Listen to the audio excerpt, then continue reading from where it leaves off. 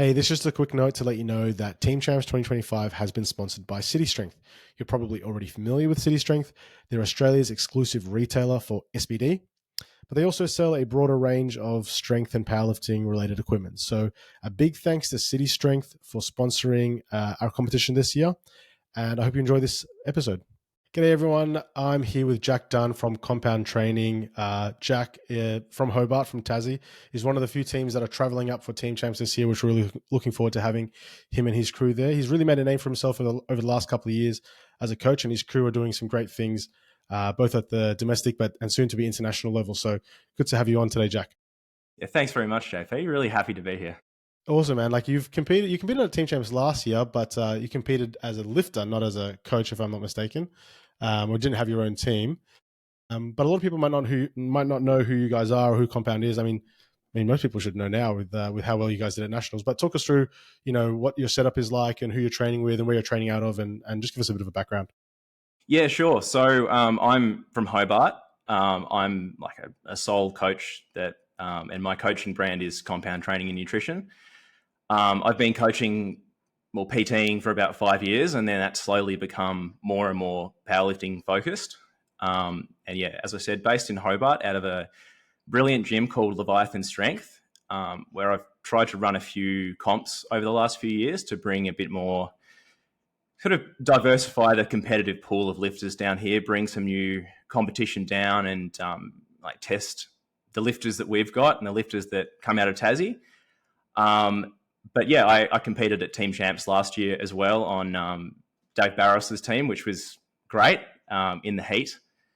And yeah, it was a brilliant comp. I really love the format. So I was very, very keen when you opened up expressions of interest for new teams to get involved. So Awesome, man. Yeah, so you do have a little bit of experience at our comp, and man, I really love when interstate teams make the effort. We've got a couple from Sydney this year.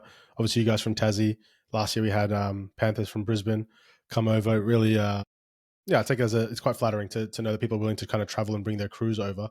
So really looking forward to having you and the team there. Talk us through a little bit about Compound. So you've been coaching for about 5 years, and before we hit record, we're talking about the success that you guys had at Nationals. So maybe give us a bit of a rundown of how Nationals was. How was the experience traveling across the country and having some success there? Yeah, sure. So I've always seen Team Champs as like a great opportunity to sort of compete as a team, which doesn't come around that often. I was very excited about competing last year and that opportunity. So I think that's probably that attitude has been projected onto some of my clients. And when we were looking at lining comps up for this year, Team Champs was something that I kind of mentioned at the start of the year, like it'd be great to get a team in, get involved. And yeah, when that opportunity came up, we were keen to put together a really good team and put our best foot forwards. Of course, with the timing of nationals, worlds, and then mega nats as well, it's been interesting juggling different people's sort of preps and fitting them into that. But I could tell that with the guys that I coached that they were all really keen to prioritize Team Champs as well, where possible. So yeah, we've got a couple of people backing up from Mega Nats into Team Champs. And then of course, Sophie who competed at Nationals, Sophie Dobson, she's also doing Team Champs. So she had some good success in her first national level comp and only second APA comp over in Perth. So that was a really good result to sort of walk away from the comp with. Her first, I think it might have been her first 9 for 9 day, and putting that together under that pressure has been great to see. Hopefully she can do that again at Team Champs. And Abby shot the lights out as well. So it was great to see her do really well at Nationals and then now have a chance to represent Australia and throw on the green and the gold. Awesome, man. Yeah, that was actually brings me to my next point about the clash with Worlds. Is it my understanding that you're going to end up going to Worlds? Is that right? Yeah, so I won't be there in person, which when I found out about the date, I was pretty cut up. Like, I mean, it doesn't, I think it shows, puts more attention around the lifters that might be, competitive nationally and really pushing and looking for events to like bigger events aside from local competitions to work towards. So I assumed that you'd time that deliberately, and I think it's probably a good move in that way. But yeah, I'm pretty annoyed that like I can't personally compete because I had a great time last year, and I thought that being in the middle of winter and being Tasmanian, I might have the temperature on my side versus coming into 40-degree weather and trying to get my sleeves on in that weather, which wasn't too good. But you got to adapt. Right. So I mean, you point out that Team Champs clashes with Worlds. I think it clashes basically perfectly. Like, it's Yeah. not even like a 5 days apart, and if someone really wanted to make the effort, you could kind of do a bit of both or whatever. It's really like, I think we're right in the middle of the world schedule. I think what you said is correct. Like, part of it is deliberate in the sense of I didn't want this comp to be full of nationals level and worlds level lifters coming in and just like kind of cleaning up, although that would be awesome. I think one of the functions that a comp like this serves is, I've always referred to it as like providing opportunity for the sub elite. You're not quite elite, but it gives people that are like in that, I'm using dots because that's what I know better, but in that like 400 to 450 dots, maybe 75 to 90 or 85 GL points kind of range, an opportunity to compete for something serious. You're probably never good enough to win nationals, but you can actually score some points and actually have a competitive day, and you get the chance to be competitive in that sense. So in some sense, it is deliberate in that way. Also, it just works out well because it's the public holiday weekend. So there aren't many public holiday weekends that we get to use and actually run comps on. So that kind of works out well for us. But yeah, you're definitely right. I'm hoping it's not going to be as hot as it was last year. But I'm scared it's going to be the reverse, and it's going to be negative. It's going to be 3 degrees or something. Like, we're just going to get the opposite of a heat wave right in the middle of June. But we'll see how we go. So you're going to be at Worlds. 2 questions I'm going to have for you then. You're obviously listed as the coach for now, but I presume you're going to have someone subbing in for you. Yeah. So I won't be there, but I wanted to take that opportunity to spend as much time around Worlds and the coaching team. Absolutely, and it's a great opportunity. Learn as much as I could. Yeah. So I'll have my partner, my fiance, coming in and coaching the team, which is great because she knows everyone really well. She's actually coached at, I don't know if there might have been one USAPL Nationals that she wasn't at that I was coaching at. So she's got stacks of experience there, and she knows all the lifters really well. So I think she'll do an awesome job, and she's looking forward to the trip as well. Awesome. And that also kind of leads me to the point of you being listed as one of the lifters, but I presume there's going to be some swaps that are going to take place. And that's been a bit of a talking point about the swaps in the nominations. Yeah. So I'll just go through it reveal now. anything too early. No, I can be open with it. It's already locked in my mind. So I'll be coming out, and I have a newer lifter named Declan Gilches, who he'll be coming in and competing in likely the 120 class, which is going to be incredibly competitive. I think that podium will be a 770 plus podium, which is going to be very, very tight battles there.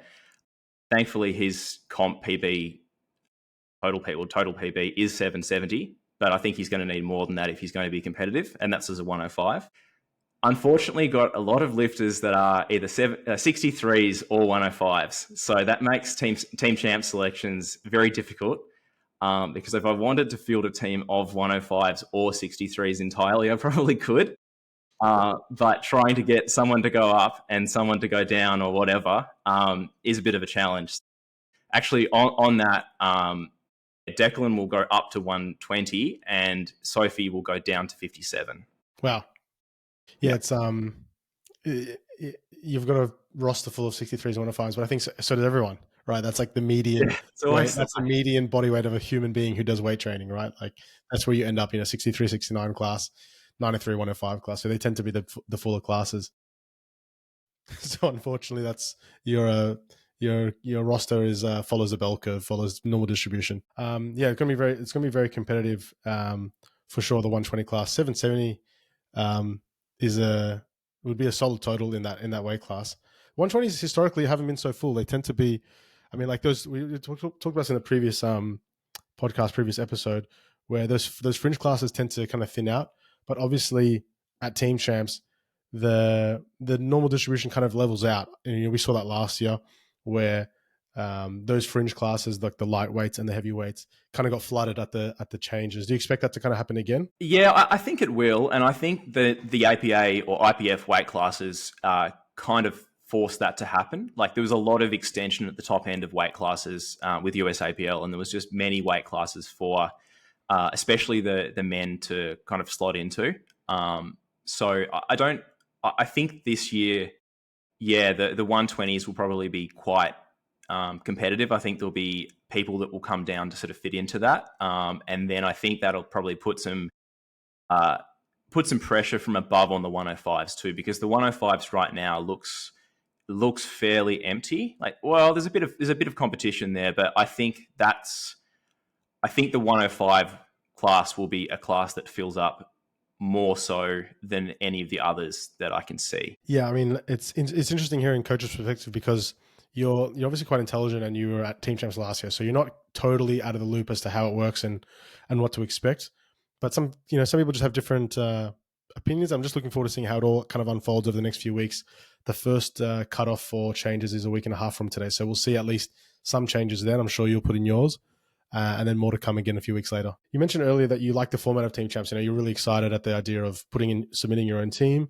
Last year was our first run at the 2-day kind of format with the Challengers bracket and the Premier bracket. You guys obviously have to start in the Challengers bracket. What is it about the format that you kind of like the most? Was it something in particular that called out to you? Was it just the team aspect in general, or was it the actual multi-day thing? Well, there's a couple of things there that I'd hit on. I suppose, first of all, I really like the culture of powerlifting in Victoria and Melbourne. It's always been fun having lifters come down to compete down here, kind of experience a bit of that, and then going up to Victoria, to Melbourne to compete myself. But I've always seen powerlifting as it's sort of an individual sport where you can train as a team, but you compete as an individual. Whereas the format for Team Champs allows it gives a much better team feel and allows people to compete as a team. So this team that I've got together are 4 people that train together in the gym, and there's I think I've been coaching Sophie for 4 years. I've been coaching Liam for 3, Tali for nearly 3, Declan for not that long actually. This is our first prep together, so it's really cool that those 3 in particular. Declan's from Launceston, so he's rarely in the gym.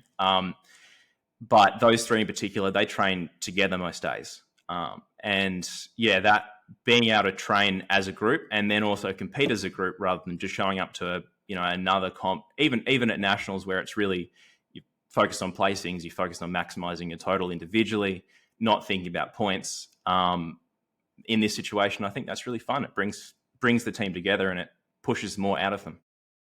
Yeah, exactly. I mean that's a kind of a sentiment that a lot of people kind of shared, and I think it especially makes a big difference when you've got them training together. Like a lot of the teams, most of the teams are gyms. Some of the teams are online kind of crews, I suppose. But I guess when you're training together, and I'm sure you've already found this, and I'm sure you'll continue to find that those that are training together on the team kind of feel that camaraderie. It's quite a nice culture that you're able to brew because of it, I think. Yeah, definitely agree. Now, you've mentioned a few times some of the lifters in your team. Can you formally introduce who you've got? So who are the 4 exactly? What's their weight class? You've mentioned Declan a little bit already in the 120s. It's his first prep you mentioned, but who are the other 3 exactly? Yeah, sure. So we've got Declan in the 120s. We'll probably wait to see whether or not it's advantageous to slot him into the 105s, given that I've already got another 105 competitor who's a bit lighter. Declan in the 120s, we'll say. He's been lifting for a really long time. He's always competed in Hobart, and I think he's gone to junior nationals a few times. And he's 24, so he's pretty young as well. Actually, the whole team's very young. They're either juniors or just out of juniors. And next in the 105s, we've got Liam. So Liam he will be backing up from junior nationals as well. His best total is 755. He was a USAPL lifter, and as we all were, and then we went across. So yeah, I really wanted to do this comp with Liam in particular. I was really looking forward to competing with him, and I would have come in for Declan, or Declan came in for me. But yeah, just Liam gives a lot to the group, and he helps me out coaching at competitions, and he's always first to volunteer to spot and load, and this comp, he easily gets himself in here on competitiveness alone, but this was something that I wanted to do with him because he's a big part of the coaching group. So moving on. It's almost like, I just want to draw a point on that. Yeah. It's like you're obviously having assemble your team objectively on performance, but also this is kind of someone who you feel like kind of deserves it in a way beyond their ability. Yeah, definitely. It's a growing group. There's been people that have been with me for nearly 5 years now, and someone like that who's always gone above and beyond to kind of build the culture of the group and make sure that we're better as a team. I want to include people like that. It gives the team more, and I like to I know it means something to them. Awesome, and so Liam's doing junior nationals as well, so short turnaround. Yeah, short turnaround, but we do tend to run shorter blocks. So the way that junior nationals lines up for him, it would have been the end of our block that we're about to start, and then team champs is the end of the subsequent block. So, and we tend to run like a kind of ramping strategy into comps, and we find that works quite well. So I was a bit hesitant with that turnaround, but I really want to make it work, and given the logistics of his training, that works pretty well for him. So. Awesome. Yeah. And the girls as well on the team. So we've got Natalia, Tali, who competes in the 76 kilo class. She's also doing junior nationals. She's made some great progress lately. Last year went up to compete in Newcastle, and then to qualify for nationals, and then coming back to here again. Someone that's been with me for quite a long time. And I think she's still got 1 or 2 years beyond this year left in juniors, so she's still quite young. And also doing junior nats. Yep, she is. Yep. With her, we've run quite a lot of comps in a short space of time before, and I'm confident that she will hold up pretty well with that, because she's shown in the past that she's managed that quite well. Expect a big bench out of her. And then finally, Sophie. Sophie competed at nationals in the 63 kilo class. Come all the way down from, I think it was probably competing in the 76s or 75s when she first did her comp. First competed. Now she was sitting around sort of 61 for nationals. And we had a bit of a chat after nationals about goals going forwards. And I was interested to see what she got out of that, and what she saw, and where she wanted to go after that, because that for a long time was just the goal, just to get to nationals and compete well. And I think that, spurred on by some of Abby's success and seeing some of the other really strong girls in the 63s and 57s, she did 4:12.5 at 63 with a fair bit of room, I think. We wanted to play it conservative, just being managing nerves and the travel. I really want to see if she can try and replicate or push beyond that as a 57, and I think that'll put her in really good stead for future comps. So are you saying she's going to lift at 57 potentially, or 63? Yes. So Sophie will be in as a 57. That's the right. Yeah. I think I've got it down as 63. So either that's my error or that's no. That would, as per the first team registration, that would have been But now we've decided after that 57. Understood. All right, excellent. So I'm really kind of going all in and really making an effort. Great. It sounds like you've got a really balanced team as well. I mean, potentially 2 105s, but I don't think that will end up being the case, because it's kind of just shooting yourself in the foot, I suppose. You're stealing points off each other. Nice, really, very talented team. Speaking to some of the other coaches and doing my own little bit of research, I would say Compound are one of the teams that most people are expecting to do quite well. potentially take out day one entirely and maybe even take out the whole comp if things really line up.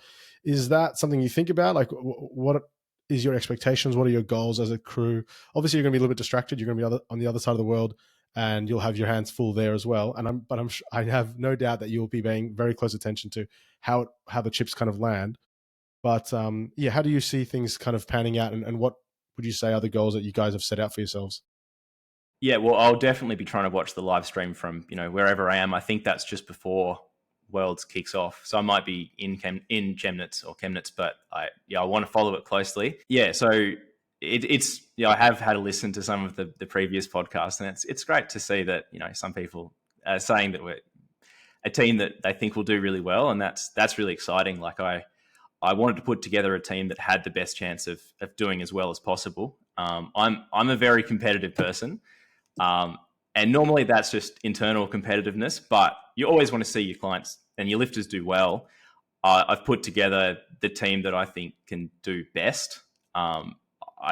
It's so hard to say, even if we had all the nominations and all the nominations were set, like no one's going to know how Sophie's going to pull up going from 63 to 57.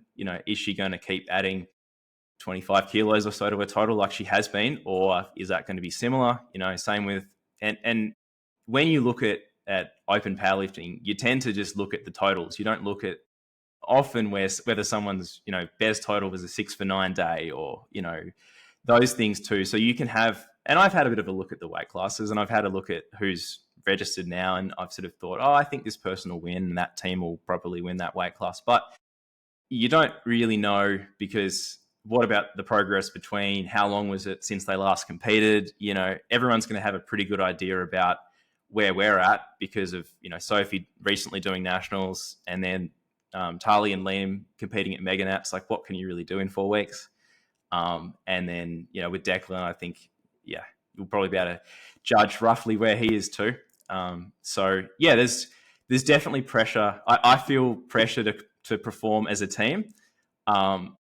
And that's fun. Like I want this comp to be a big deal, and I want the guys to take it seriously. I don't want them to just be like, we're just rocking up to tick a box. We've been talking about it. And yeah, it's fun to take it more seriously, I think. Yeah, I mean, kind of like what I was referring to before, right? It's like this is an opportunity for the sub-elite. Not that your lifters are sub-elite, because they're very, very talented as well, but it is an opportunity for some lifters to have a competitive outlet.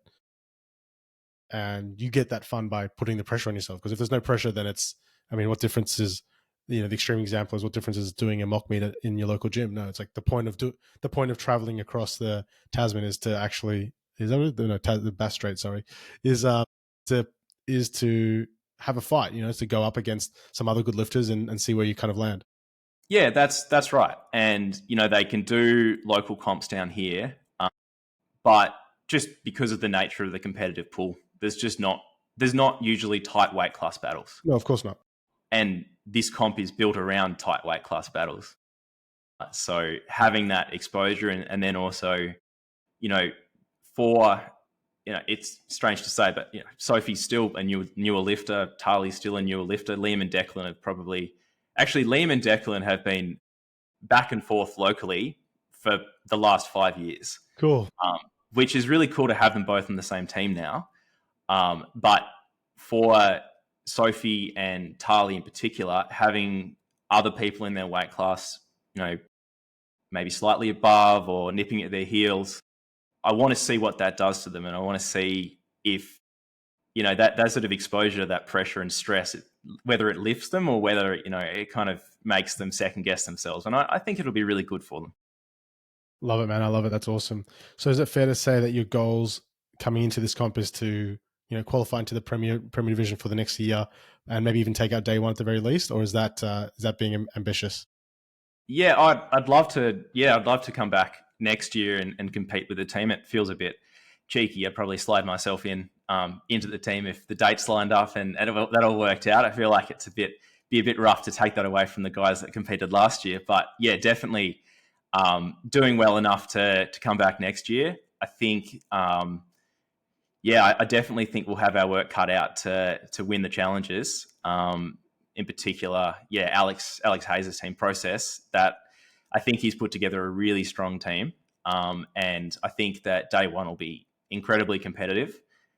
But all you can do is get the most out of the lifters on the day, and hopefully that score or those totals stack up, and it's enough to get you there. For sure. I mean, that's exactly right. You can just do the best that you can.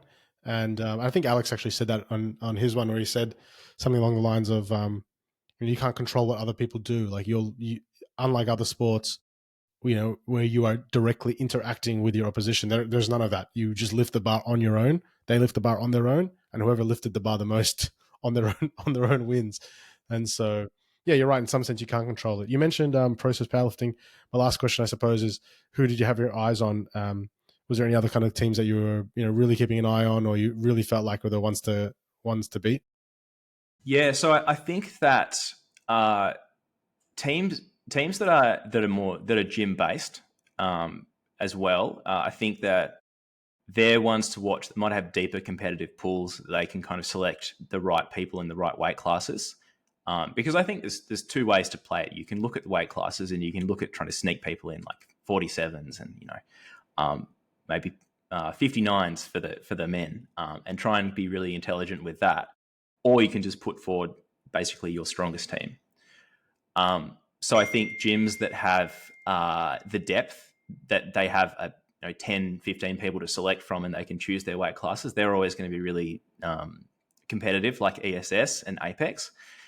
But then I think another category of team that is likely to be quite strong are people that are still just coming across from USAPL that might not have done nationals, and maybe that wasn't on their card this year. So I think Josh Sims' team will be really strong as well.